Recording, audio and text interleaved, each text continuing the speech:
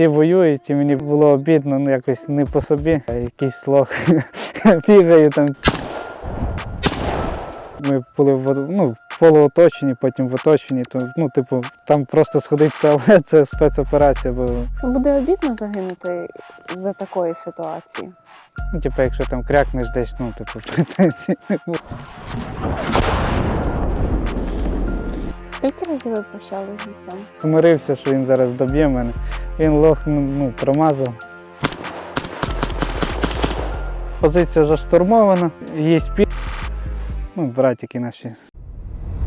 Ми туди пробралися. Оказується, там 2 було наших 200, закопаних, завалені в цій норі. І один, чи він накрився 200-м, чи 200, один чоловік його закрив, в принципі, собою, і загинув, він остався за ним цілий. То ми розкопали його перший день, витягнули того тіпа, його вдало евакуювали, і на другий день прийшли, попитались витягнути, на другий день пішли. Нас не вдалося, бо нас спалили дрони, трохи треба було відійти. На третій день ми теж тіпів розкопали, вони, виходить, були в цьому. Гора і засипані. То ми взяли ще маленького бійця, який 1,60 м, він шнурком залазив в нору, прив'язав, поранених, тих 200-х за ногу, і ми їх витягували. Ви обмежено придатний, прикордонник, розвідник, снайпер, Був колись, так. який зараз так само ходить на нуль. Все про вас. Часами відправляють. Як так виходить, що ви обмежено придатний, але ходите на позиції? Обмежено придатний я недавно, коли я хотів, нарешті вирішив підписати контракт. У мене там було поранення, то треба зробити операцію, тоді можна, ще раз ВЛК пройти. І бути не обмежено придатним? А що, з обмежено придатним можна ходити при умові, коли ти напишеш добровільно, що ти згоден виконувати бойові задачі. Якщо там крякнеш десь, претензій не буде. Воно раз пишеться і все. І далі ти вже формально не обмежено придатний. А чому? Чому ви на це підписуєтесь?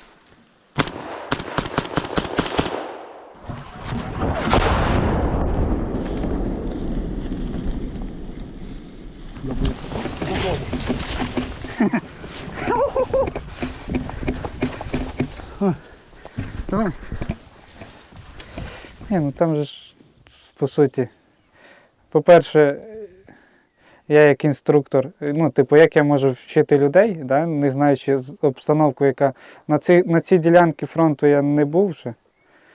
І мені треба було провірити, поняти, як заходити, щоб потім преподавати, що там робиться, оцінити і вивчити обстановку. І плюс порисуватись, людям буде приємно, коли побачать, що інструктор, не тильний десь там сидить тут і нікуди не виходить, а приходить до їх на позицію.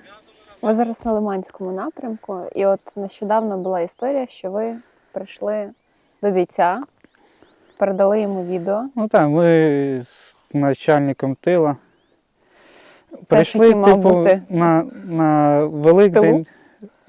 Пройшлись по позиції, іменно, скільки ми 8 позицій відвідали і привітали кожного з Великдень. Козак, який 140 днів відбув, як позивний? Гуц, красавчик. Землячка зустрів в Житомирської області. І? Монгол, Монгол говорит, что на рекорд пойдет. Туда особо не выходить. Трохи в'їбали нас, да? Що скажете? Тільки кілер може в джинсах гуляти. Бать розпливало чуть. Добре, що я проскочив, то я помню. Це піхотні позиції? Так. Скільки ви йшли? По дистанції, виходить, дистанція там 7 кілометрів. Від лінії зіткнення, від точки спішування до самих позицій 7 кілометрів. Йшли ми швидко, бо нас висадили вночі, ми по темному Казали, що побили рекорд по швидкості заходу на позиції, бо ми не відпочивали, бо за 45 хвилин залетіли туди. Це робиться навіщо? Адреналін. Позиції навіщо ходите зараз? От сходить на Великдень привітати хлопців. Коли полковник і інструктор, начальник тила і інструктор приходить до бійців, тим більше нам ще передали відео, сім'я одного бійця.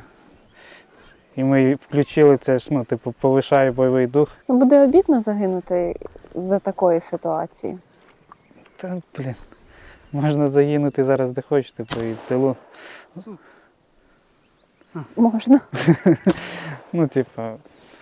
Обідно взагалі загинути, а, вперше, скільки я бігаю, трохи є опиту. У мене тут ще, хто за мною ходить, ще не було ні одного 300-го навіть, в моїй групі. Це зараз як називається? Поводир? Зараз, те, як були Привіт. проводники, вже це не актуальна двіжуха в зв'язку із насиченням дронів. Зараз ми ходимо по мілчату, по картах. У нас є точки. Так само паралельно бійці ведуть наші дрони, підказують там обстановку. І, на КСП є стрім, на КСП старші ЗМІ, хто там керує боєм, чи бачить обстановку. Так само в бійців є точки, куди їм треба йти, є відсічні позиції, куди вони мають заходити, все робиться. Поводирів вже немає, бо це доволі небезпечно для поводирів, що у нас зараз заход-вихід – це саме опасне движення. Не так опасно знаходитися на позиціях, там навіть якщо брати штурми, не так опасно відбивати штурми, ніж зайти на позицію. Розкажіть про те, як ви евакуювали поранених. Є якась історія, яка там залишилась в серці, в думках? Та всі історії по-своєму прикольні, небезпечні. Прикольні? Саме жорстка була це. Ні, навіть дві. Одна була, це коли позицію штурмували, вже там було 2 поранених, касательним, там снайпер засів, і 2 бійців поранило касательним в голову. Вони були, як передавали красні, на позиції залишилося 2 чоловіка. Наша задача була просунутися туди під час того, як противник штурмував. Завести 2 людей, усилити позицію, донести боєприпасів і забрати 2 поранених. Ми туди залетіли, обманками зробили накат в одну сторону, вони відволіклись, ми обійшли, залетіли в позицію, забрали. Добре, що ці, що казали, передавали ізначально, що типи, які поранені, що вони не ходячі, що вони красні, бо поранення все-таки в голову. Нам повезло, що вони казали, що вони зібрали сили і змогли самостійно вийти. Стой, запригуємо, бігом. Небо. Давайте. Гуня, в тебе що?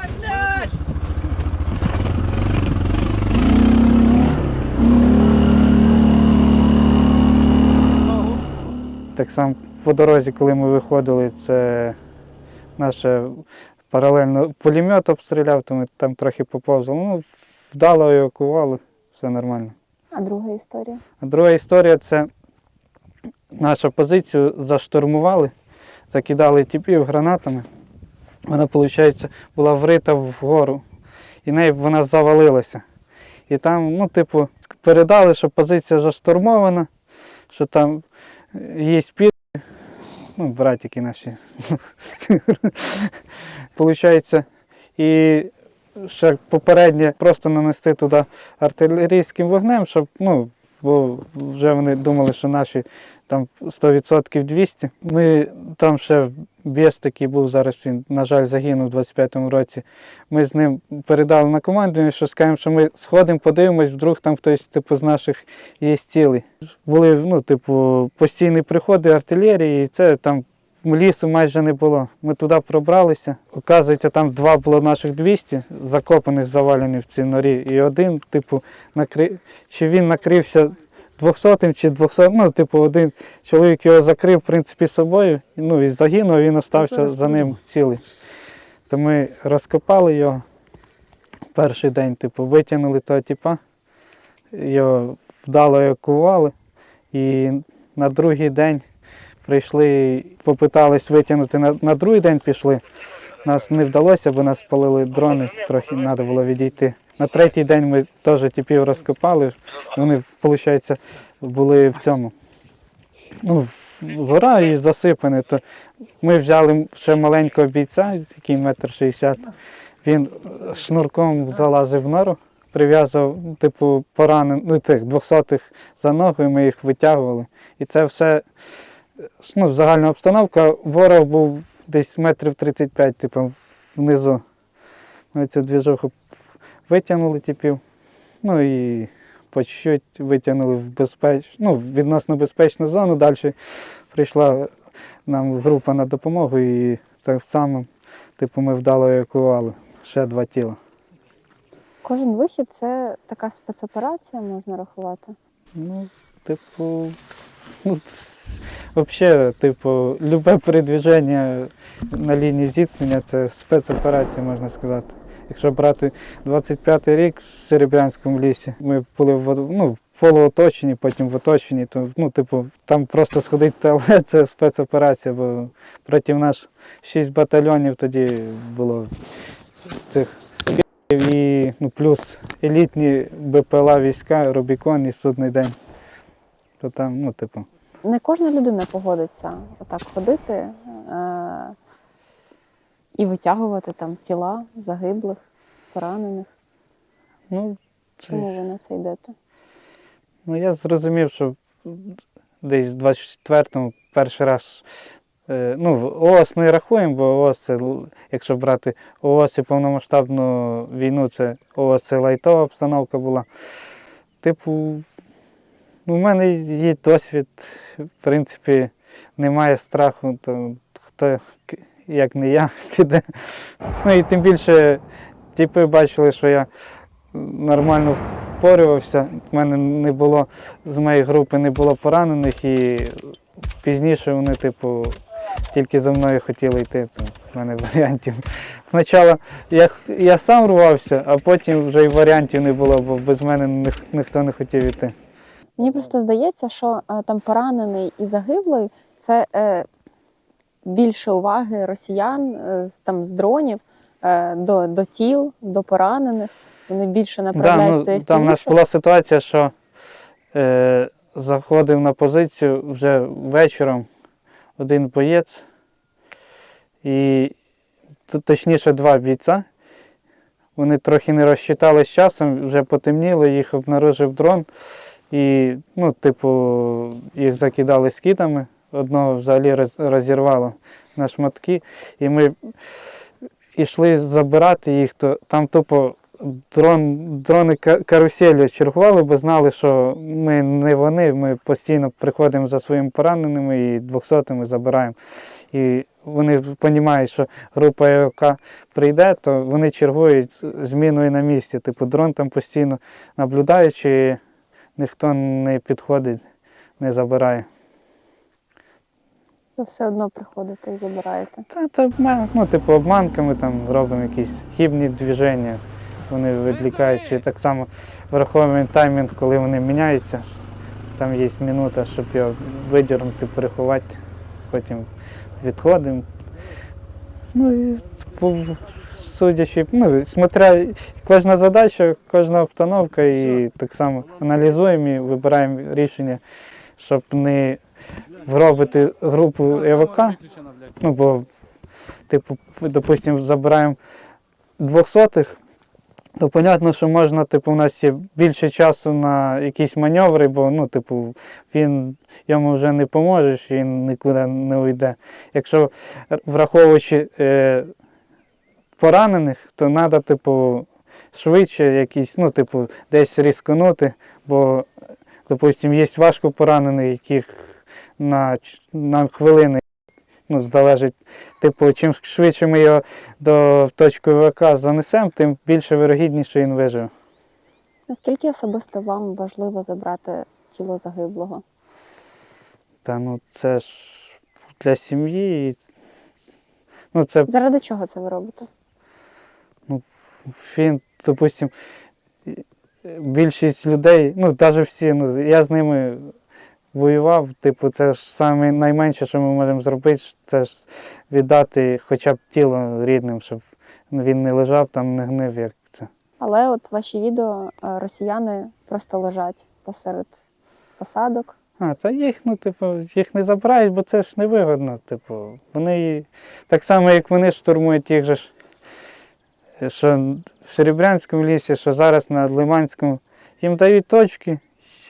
Так само те, що ми брали полонених, вони розказували, їм дають точки, кажуть, що там нікого нема. І вони просто йдуть, типу, якщо за каналом закріпився, ні, вбили, і ніхто їх не забирає. Забирають тільки, коли ми стикалися з спецпідрозділом, вони забирають своїх з якихось елітних спецпідрозділів. Тоді вони або забирають, якщо не вдається забрати, тоді дронами розривають, щоб типу, взагалі від його сліда не оставалося. А чисто обичні ці свинособаки, ну, типу піхота, вони просто валяються, на їх нема, ну, до їх діла нікому. А ви сказали за полонених. Ще полонених брали? Давай, поки дронів немає, йди за мною. Прийняв? Скажи, да, ні. Да. Движення якесь різке, я стріляю в тебе, добре? Без движень, хорошо? Ну, точно. Хорошо? Чуєш дрон? Я ховаюсь, ти ховаєшся біля мене, добре? Бачиш дрон? Чуєш? Я ховаюсь, ти ховаєшся біля мене, поняв? Все, давай. Быстрей! За мною! Ну, бувало, так, пару штучок. Пару штучок. Розкажіть про ці штучки. Ну, один в цьому саме 24-му, ну там я його вже прибіг, там він взагалі зайшов на позицію, виходить, трохи по карті, ну, типу, заблудився і вийшов на наших. Він зайшов на позицію, такий, типу, пацани, я прибув, куди мені заступати? Забрали автомат, сказали, що ти все. Прибув. Заступаєш в іншу точку. Крайній полонений, це він просто, типу, його відправили на штурм, він скинув екіпіровку, зброю, роздівся і просто здався голий, ну, в трусах красних. Ви з якого року воюєте? Ну, типу, фактично з 18. 18-го року. Я, типу, пішов в військо зразу, типу, з 14-го року до сьогоднішнього дня, типу, я в армії. Хотів іти воювати після школи зразу, ну тоді закон був, що тільки з 23 можна було. А ви відразу в прикордонники пішли? Да. Ну, я пішов в 14-му прикордонник і потім почав займатися спортом. Там, ну, по суті, всі, що чемпіонат України, Держприкордонслужби проводили змагання, чемпіонат України, і так само між структурами, то я по всіх змаганнях брав участь і більшість їх вигравав на рівні чемпіонату України. Тобто могла бути спортивна кар'єра? Да, ну, типу, дивіться, я був, по суті, в спорткомітеті. Ну, і в 18-му році я міг не піти, я міг би чисто виступати. Я думаю, зараз би, тоді як я успіхи по поліатлону робив, я думаю, нормально виступав би. Так само по бігу, по стрільбі. Мені просто, ну, типу, всі воюють, і мені було обідно, ну, якось не по собі, що, якийсь лох бігає, там, типу, воює, там паляться, що я там був, а я ніде не був. Типу, ну, мужське зіграло, що я, ну... Тому ви вже тут. А? Тому ви вже тут. Типу, що я буду розказувати, я десь там бігав, це не інтересно. Якби мені сказали десь там до 14-го прикордонник, в моїй голові це там кордон, тримає кордон, перевіряє документи. Кидає Чи сигарети. могли подумати, що прикордонник стане розвідником, снайпером? Зараз, допустимо, наш підрозділ воює на рівні, де за деякі навіть підрозділи краще. Ну, це завдяки всім нам, типам, які загинули. І це ми зробили наш підрозділ, що нас вважають, розуміють, що ну, типу, вже не кажуть, що прикордонники там десь типу, в тилу сидять. Ми на рівні так само, 2 роки Серебрянського лісу, 1 рік. Ще ми навіть контратакували разом з Азовом. Потім достойно були, коли проти нас пів батальйона було, проти нас 6 батальйонів піхоти були і елітні військові. Ну, типу, ми показали, що прикордонники можуть нормально, успішно воювати. За цей час, поки ви так сильно двіжували, я назву це так, ви отримували поранення, так? Та була пара штучок. Пару штучок, це скільки там, 8 осколкових? Чи... Та ні, ну, типу, перше поранення моє було це, коли я повірив в себе і став штурмовиком. У нас було 10, сказали, що треба 6 чоловік, типу, щоб там є труба така між піськими позиціями нашим, ми мали туди закріпитись, там, щоб не дати ворогу заходити в Білогоровку, ще це в 24-му році. І виходить, із 10 ми ще там сварились, хто типу піде. Ну, і це я про людей, які були на той момент. Ну, у нас всі середній возраст 25 років було, пацанам. Угу. Ми відібрали 6 чоловік, нас закинули в цю мотолигу. Це вже ми потім, як туди зайшли, що побачили, що там було десь загиблих 10 десантників. Ну, типу, цю задачу питалися, я думаю, мінімум 3 групи робити. Ми залетіли туди, розсередоточились, нас зразу накрив АГС. Я, виходить, вертаюсь, вискакую на мотолигу. І якраз, не знаю, чи це АГС, чи з пулемета прилетіло мені в ногу, перебило з ступню і в голінь залетів осколок. Ну, тоді якраз відкотився, такий лежу, якраз дрон прилетів, і я закотився в воронку, і щоб ви розуміли, там, типу, як зараз тут 0 дерев, тільки просто траншея там далі. Типу, пішли далі, закріпили всередину, я лежав в воронці, і надо мною дрон, типу, завіс. Я такий, ну якось, типу, що страху якоїсь, ну просто, типу, смирився, що він зараз доб'є мене. Він лох, ну, промазав. Я такий, бля, треба повсти бути. І далі до вечора, кожних 5 минут до нас то танк працював, то FPV-шка прилітала. В ітогі із 6, в принципі, 4 нас затрьохсотило. І вже на вечір, типу, ми разом з тими тілами, які попередньо, просто наші позиції розкрили і ми накривалися тілами. І так вони подумали, що ми вже теж 200 і перестали працювати це. Ну, типу, все вже думали, що добили. І нам вночі, вечором по сірому дали команду самим відкатуватись. І в нас один ще був тяжко поранений, який, виходить, у нас 2 нори. В одній норі 3 чоловіка, в другій 3 чоловіка. І в одну нору пряме попадання попадає танк. Типів 2 закидало. Один починає їх викопувати, йому прилітає FPV-шка і ось січає з них, з ніг до голови, тупо все в осколках. І він з тими пораненнями викопує там тих 2 типів. І ми його затягуємо до себе. Типи почали шукати іншу нору. Ми перемотали десь, добре, що, це погано, але ж нам повезло, що ці 200, які попередньо питались це робити, лишили аптечки, і ми десь 5 аптечок потратили, щоб перемотати того типа. Ну і вечором. В мене, кстати, нога була перебита, і я, не чувствував, що мені щось болить. Це вже почувствував, коли в мене через двоє суток забрали з тиміць. Так на адреналіні бігав. Скільки разів ви прощали з життям? Типу, після цього случаю якось, типу, буде, що буде. Але ще були далі поранені. Да, ну, типу, були поранені такі, ну, типу, маленькі, що десь там залітали осколочки від скидів чи ще там щось, то я, типу, просто передавав, що залетів осколок, щоб зафіксували його просто, ну, типу, мультитулом, чи так він виколопував і все. Самі? Так. Боже мій.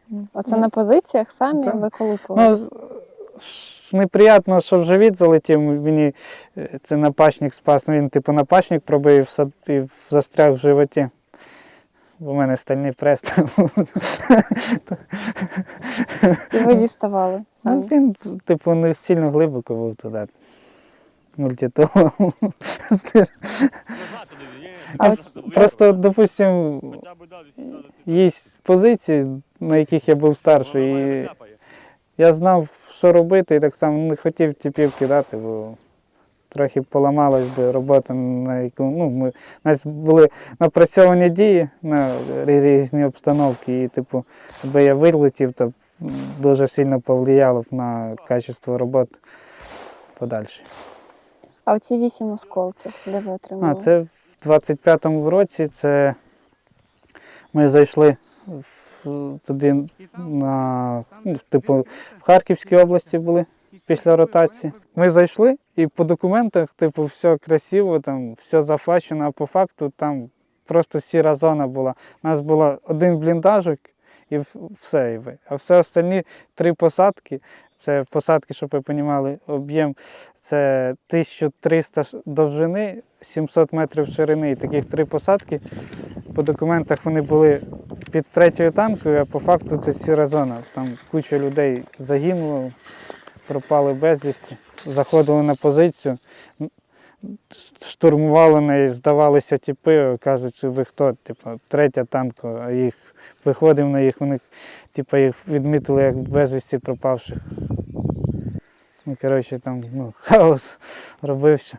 І наша задача, типу, була просто розвідати ці посадки, типу, якщо є ворог, по можливості знищити або відійти, взяти підкріплення і тоді знищити. Ви Герой України. Да. Недавно отримали, так? За що? За що дають Герої України? Сукупність якихось вдало виконаних задач.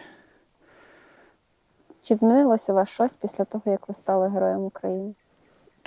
Ну, типу, якась чуть-чуть відповідальність, да, зараз більше, що треба більш показувати на примірам, а так, типу, ні. Все те саме. Да. Ну, грошове забезпечення трошки підвищилось, мені здається. Типу, ще тільки оформлено, вже не приходило, не знаю. Ще не оформили? Ні, оформлено, типу, там же ж певний час. Я ж тільки 30 квітня отримав Героя України. То ви ще не відчули Да. на собі? Ну, типу, перспективи непогані в плані фінансово, да, согласен. Плюс квартира. О, бачите. Чи не скучно вам тут інструктором, дивлячись на те, що ви стільки всього пройшли? Та я ж, Де типу, були? коли я заскучаю, можу попросити коменданта, і мене відправить погуляти. Ну, типу, тут проблем нема. Не, мінус. Давай привикай. Ти наблюдай за дронами ззаді.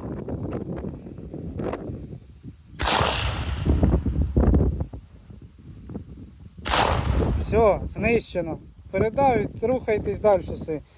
Зараз ви вчите, можна сказати, молоде покоління, новоприбулих. Які вони? Які ці новобранці, які приходять до вас? Ну, типу, є різні. В середньому... Ну, мотивація у них вже не така велика, як в тих, хто прийшли там в 22-му. Просто, типу, ми тут питаємось їм показати, що не так все страшно. То як ви їх мотивуєте? Як ви їм пояснюєте, що це не означає, що ти помреш відразу? Та, типу, відосики, плюс і статистика, яка не бреше. І якісною підготовкою. Ми ж, типу, їх готуємо від нуля, як відпрацьовуємо як з точки спішування, і як вони і будуть доходити до позиції, так само поетапно розказуємо. Дохід, мілчат, ну, медицину проводимо. Так само, як копати, як воювати там. Ну, типу, всі рівні підготовки даємо. І плюс, чим більше підготовки в людей на стріл, вони розуміють, що вони ніфіга на старості можуть бути рексами, можуть попадати. Так само їх є. Ну, придаємо увереності, показуємо своїм прикладом. І це і людей щось виходить, і вони, ну, типу, розуміють, що вони не йдуть туди. Ну, саме головне, що ми показуємо людям, що вони, ну, на своїй землі, і щоб вони не йшли, бо вони сюди приходять, все, нас уб'ють, ми типу м'ясо там туди-сюди, а ми їх учимо, що ми на своїй землі ми йдемо не вмирати, а це вон, їбать. Їбать людей. І я показую так само відосами і на прикладі, що русські, ну, типу, іменно піхота взагалі, типу, боятись неї не треба. Основна зараз загроза – це БПЛА. Так само ми пропрацьовуємо, як безпечно зайти на позицію. А сама піхота – це чисто, ну, степани там, які ходять. Їхня задача просто зайти вмерти. Лихванькі зазвичай. Ні, ну просто крайній тип, який там заблудився і там кричав «Степан», типу, ну, шукав свого колегу. Вийшов до нашої позиції і кричав там, типу, «Степан», і прийшли. Типи забаранили. Все. Ні, ну сам факт, що головне придати увереності, щоб типи поняли, що в їх є навики і розуміли, як діяти при різних обстановках. Над головою. Над головою, не біля вуха, над головою. Вище чуть-чуть візьми ствол. Отак.